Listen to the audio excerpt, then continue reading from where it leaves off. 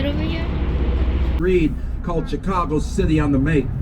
Look around you, my friends, for today we see the legacy of some of the giants of Chicago's architecture. Visionaries, they wrote their stories in stone and steel. And I, myself, have been telling their stories on these Shoreline boats myself for 22 years. Date down, it will be on your test. That was the date of the Great Chicago Fire. On that day of fire, supposedly started, me boyos, by days, and now don't you know, Mrs. O'Leary's cow kicking over a kerosene lantern, boyos, causing a fire that took out a third of the city. But the silver lining behind that smoky cloud was the I will spirit of Chicago. For we bounced back from the Great Fire and rebuilt the city and invented the skyscraper in the process. And then in 1893, to show the city off, we host the Columbian Exposition, the World's Fair. Architect Daniel Burnham, who said, make no small plans, aim high in your hopes, made a big plan called the Plan of Chicago.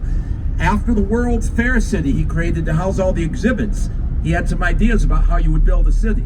The Plan of Chicago of 1909 made the river, like the great cities around the world, the focal point of the city. We literally willed modern Chicago into existence. Now, I love that Chicago is a living museum of history. I'm going to show you what the World's Fair looked like right now.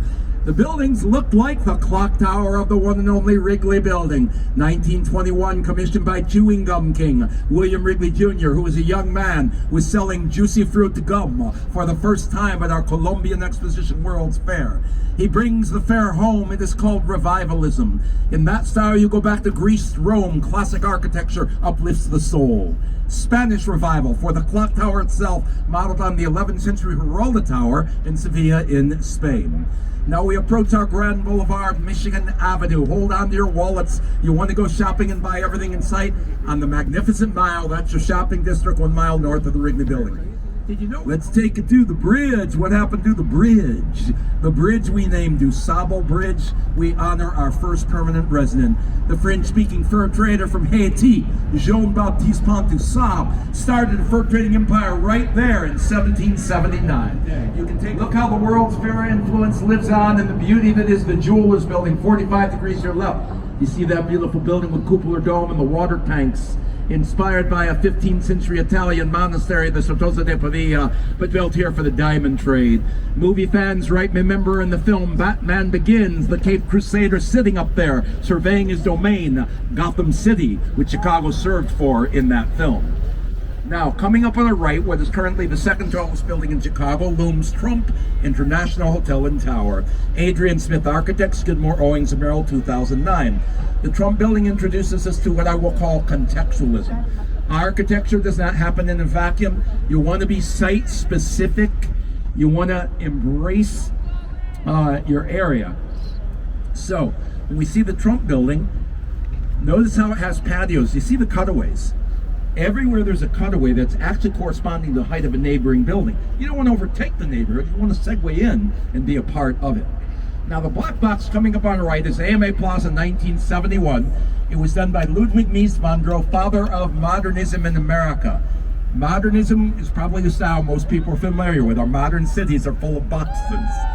Now, modernism, when I say modernism, think of it this way. Modernism was born at the Bauhaus. Who has heard of this famous art school in 1920s Germany? The Bauhaus was mixing art and architecture. They were utilitarian and they were functional. They would say things like, the brick is another teacher. Now the Bauhaus modernists, they celebrate structural materials, but no decoration on the building, no frilly ornamentation. To the modernists, that would be bourgeois, dishonest. Instead, look at the building. You strip your building down to 3 elements: skeleton, skin, space. That's all you really need. Skeleton is your frame, skin is your glass curtain wall, space is a square. 90% of the time. Mies van der Rohe, who did that building, would often say less is more. Now, check this out. There was a rebel in the modern crowd studying at the Bauhaus. Bertram Goldberg never did like boxes. A student at the Bauhaus, he did the Marina City Towers in the early 60s, giving them the nickname, as we call them yet today, the Corncob Towers. Now, Bertrand Goldberg had partnered with the Janitors Union to do affordable living downtown, because you know what? People who work in all these buildings, they don't want to commute. They wanted to live downtown. Let's step back to 1913. The old Reed Murdoch Center warehouse is thriving today as an industrial-sized restaurant called River Roast. I want you to notice something. The building is much more horizontal than vertical. Did you catch that? And that is because the architect George Niemans was like the great Frank Lloyd Wright. Who's heard that name? Out of Chicago and out of Oak Park. Frank Lloyd Wright was a father of the style we call Prairie School. Prairie School architects evoke our flat Midwestern landscape. We don't have any mountains here. So like the flatness of the plains, the buildings hug the horizon. Now, my friends, I made a big claim at the top of the tour that Chicago invented the skyscraper. This is how it happened. After that fire in 1871, by ordinance, you were not allowed to build with wood anymore in Chicago, leaving you with brick masonry. But if you depend on a load-bearing brick wall for support, every time you add a new floor, your base wall will have to get 6 inches wider to support it. You've lost all your floor space. So in 1885, a Civil War bridge builder named William LeBaron Jenney introduced to Chicago the iron and steel grid frame or skeleton like every modern skyscraper supported with today. That led to what you see right to your right, the Chicago School, 1885 to 1910. There's your first skyscrapers. The major change from a load-bearing wall holding up the building to a skeleton. Now on our right, the style to put the roar in the roaring 20s, Art Deco, the 1930 Chicago Merchandise Mart. Art Deco is a rather streamlined, angular, massive style, came out of Paris, France, 1925. You know, whenever I say the word Art Deco, I become Art Deco. I'm a hood ornament on a car from the 30s. And the building that started it all is the building with a curve on our left, the new V in the building, 333 West Wacker Drive, a prime example of contextualism once again. Everything is relative, my friends. Everything relates to the river. Beautiful building. It set the bar pretty high back in 1983. It said, yo, you want to build around me in the future? You better bring your A game. So let's look at the building that looks like a mechanical pencil next, 150 North Riverside. Why would you make a building come to a point? Because you're constricted. You've got railroad tracks west, the river in the east, and you only have a 2-acre footprint. So nobody touched this lot for 30 years. It's kind of challenging, right? Because the railroads don't own the land. We gave the railroads that land, so we would be the railroad hub.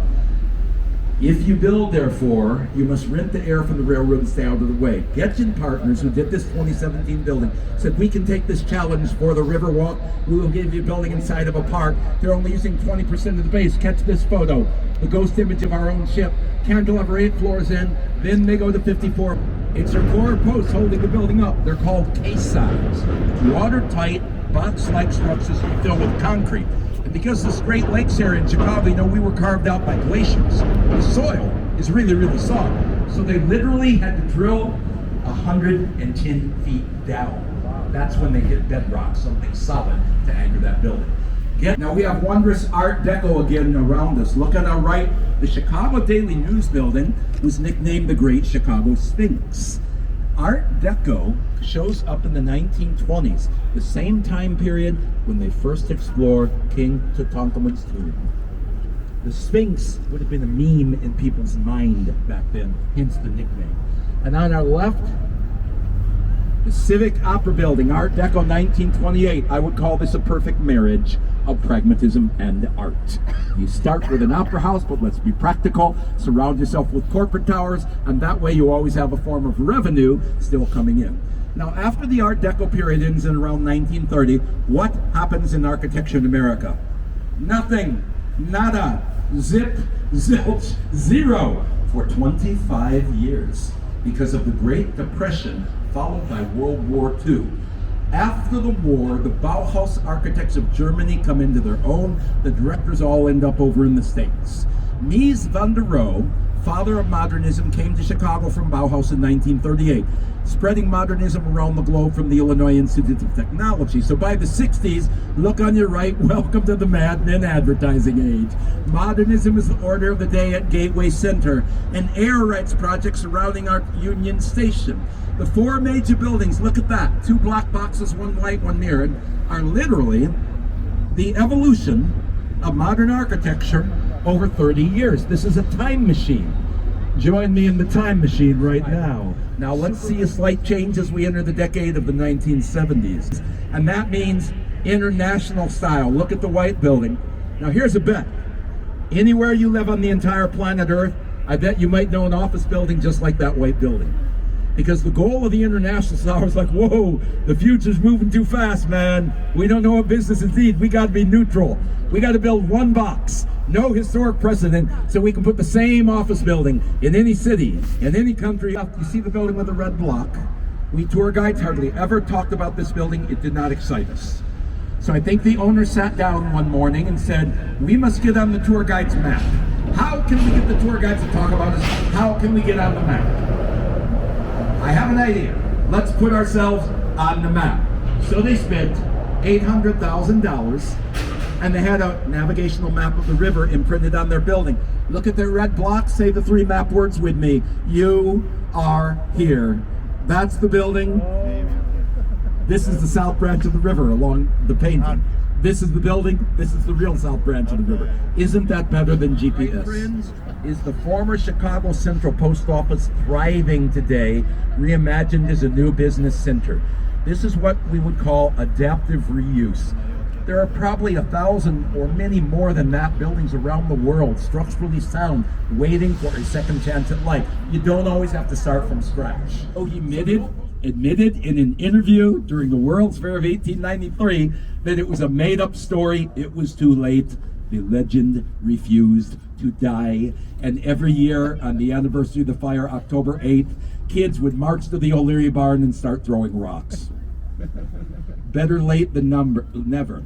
Well over 100 years after the events of that fire, City Council of Chicago met and they said, okay, enough with the cow story.